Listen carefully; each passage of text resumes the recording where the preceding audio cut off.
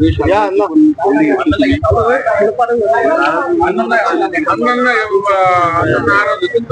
सगळ्या नाराजांची नाराजी काही नाही. कालपासून आम्ही प्रचार सुरू केलाय सगळ्या प्रमुखांचा. नाराजी काही नाही. दूर झाली का आता नाराजांची सगळ्यांची?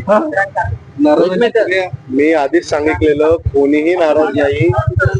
निवडणूक डिक्लेअर झाल्यावर जोपर्यंत अधिकृत उमेदवार घोषित होत नाही तोपर्यंत काही प्रमाणात सगळे लोक प्रयत्न करत असतात की बाबा मला उमेदवारी मिळेल. पुन्हा एकदा उमेदवार डिक्लेअर झाला की पक्षांतर्गत सगळी नाराजी ही संपून जाते. तरी सुद्धा मी जे इच्छुक उमेदवार होते त्यांच्या सगळ्यांची मी भेट घेतलेली आहे. काल दीपक भाऊ असतील, नाना काटे असतील, शिवतारे असतील किंवा आपले विलास लांडे साहेब असतील, त्यांचंही रणनीती कशी असावी, समजा निवडणूक लागली तर त्याचं काय प्लॅनिंग करावं हे बऱ्यापैकी सगळ्यांशी बोलून मला वाटलं नाही कोणी नाराज आहे त्यातलं. आता घुले साहेबांची मी परवाच भेट घेतली, ते आता माझ्या सोबतच आहे तिथे, तर नाराज आहेत असं कोणी मला तरी वाटलेलं नाही.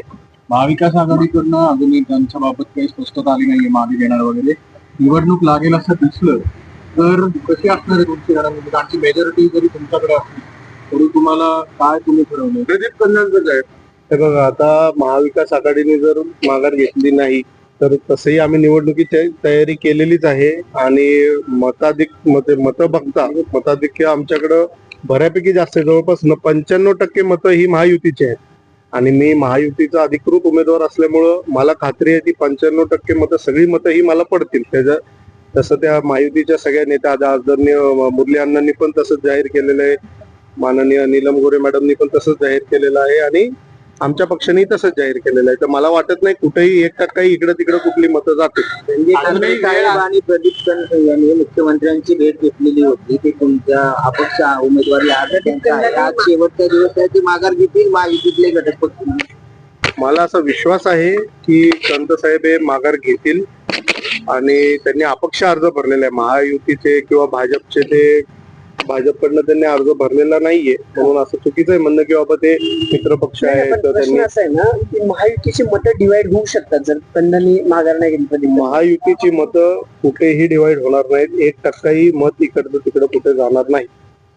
अजूनही वेळ आहे का महाविकास आघाडीला की त्यांनी अर्ज हा मागे घ्यावा? आणि तुम्ही तशी काही विनंती वगैरे अशी विनंतीच आहे माझी माननीय आदरणीय पवार साहेबांना, माननीय सुप्रियाताईंना की मताधिक्य बघता त्यांनी जर माघार घेतली, जसं माझ्या वडिलांनी 2012 साली पवार साहेबांचा शब्द राखून राज्यसभेत आमच्याकडं जवळपास 50 पैकी जास्त आमदार असतानाही त्यांनी माघार घेतली, असं विनंती आज करणार आहेत ते पवार साहेबांना. तुमच्या संपत्तीच्या संदर्भातला मुद्दा पुढे आलेला आहे की तुम्ही जय पवार यांना 10 कोटी रुपयाचं कर्ज दिलेलं आहे. काय नाही, बरं झालं आपला प्रश्न विचारला. आता जे ऍफिडेव्हिट आहे त्याच्यामध्ये क्लिअरली म्हणलेलं आहे की लोन्स अँड ऍडव्हान्सेस, ते कर्ज नसून तो ऍडव्हान्स आहे. तो एक कॉलम असतो लोन्स अँड ऍडव्हान्सेस. तर माझा जो राहता घर आहे आता यशवंत गाडगे नगर 9 नंबर बंगला आहे आमचा. 10 नंबर जो बंगला आहे, 10 नंबर प्लॉट हा माननीय जय अजित पवार या नावाने तो बंगला आहे. तो प्लॉट मला स्वतःला तिथं राहण्यासाठी मी घेणार होतो.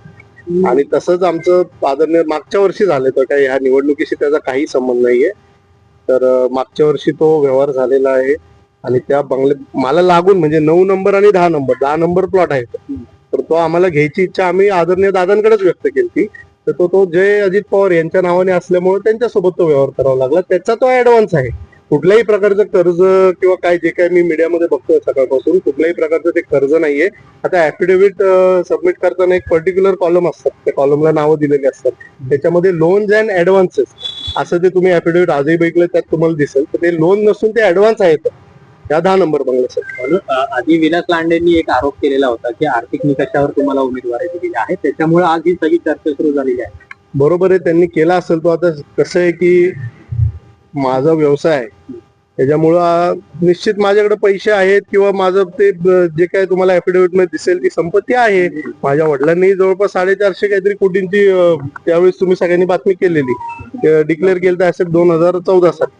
तर आमचा व्यवसाय असल्यामुळं आता ते थोडस कुठं आर्थिक गणित असू शकतात असं तसं ते काय या गोष्टी बोलत असतील, पण त्याच्यात काही तथ्य नाही. महाविकास आघाडीच्या नेत्यांशी काही बोलणं झालंय का तुमचं? महाविकास आघाडीच्या नेत्यांशी माझं बोलण्याचा प्रश्न येत नाही, कारण मी काय तेवढा मोठा नाही. माझे वडील पवार साहेब, आदरणीय पवार साहेबांशी बोलतील, काय असेल ते त्या लेवलला ते निर्णय घेतील. परंतु पक्ष राष्ट्रवादी काँग्रेस पक्ष हा आमचा जो हे निवडणूक आहे याची आम्ही संपूर्ण तयारी केलेली आहे. त्याच्यामध्ये समजा निवडणूक झाली तरी आमची तयारी आहे, नाही झाली तर आनंदच आहे. पण समजा निवडणूक झाली तर पूर्ण आम्ही जेवढे आमची मत आहेत त्याचं मी तुम्हाला खात्री देतो, एकही मत अन्य कोणी काय आजारी असेल किंवा काय, पण बाकी कुठलीही मतं इकडची तिकडे जाणार नाही. असे कुठलेही उमेदवार राष्ट्रवादी एकत्र येण्याच्या दृष्टीने पवार साहेबांनी तुमचा उमेदवार मागे घ्यावा असं बघा, हा वरिष्ठांचा निर्णय, आदरणीय पारदादा असतील, आदरणीय वहिनी असतील, हा त्यांच्या लेवलचा हा निर्णय आहे.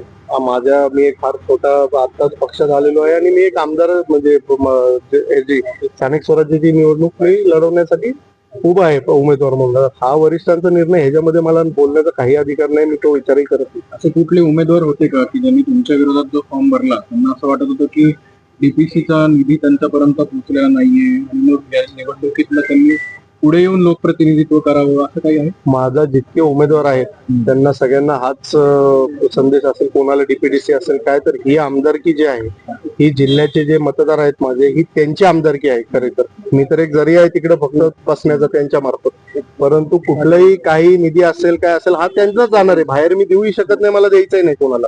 जे काय माझा निधी असेल मी आजच जाहीर करतो की जे माझे मतदार आहेत निवडणूक होऊ न होऊ त्यांच्या मार्फतच हा निधी जाणार. माझ्याकडनं वैयक्तिक कुठेही हा निधी कोणालाही दिला गेला जाणार नाही. काही अपक्ष उमेदवार तुमची भेट घेणार असल्याची माहिती मिळते, कोण आहेत आणि काय नेमकं भेट घेणार? असं काही नाही, मी आता ऑफिसमध्ये आलेलो आहे, आता इथंच आहे मी. जर कोणाला काही निधीची किंवा असं काय डीपीडीसी जे तुमच्याकडनंच मला माहिती मिळते तसं काही असेल तर इथं ते आले तर मी तसं स्पष्टीकरण त्यांनाही देईल किंवा तसा विश्वासही देईल. जसं तुम्ही तुमच्या पक्षातल्या सगळ्या नाराजांची भेट घेतली, तर प्रदीप कंद शेवटी महायुतीचे घटक पक्षाचे आहेत, त्यांनी अजून काही भूमिका जाहीर केलेली नाही. त्यांना भेटणार, त्यांची विनंती करणार? 100% मी त्यांना भेटायला जाईल. ते सिनियर आहेत आणि महायुतीच्या घटक पक्षांचे ते नेते आहेत पुण्यातले. त्यांना माझा संपर्क होईल, ते जिथं बोलवतील तिथं मी त्यांना जाऊन भेटून त्यांचं जर काय समजा माघार घ्यायची काही इच्छा असेल किंवा त्यांना काय एकत्र पुढं कसं काम करता येईल महायुती सोबत, घटक पक्षांसोबत, त्या सगळ्यांना विश्वासात घेऊनच मी पुढे काम करेन. ठीक, थँक्यू, धन्यवाद.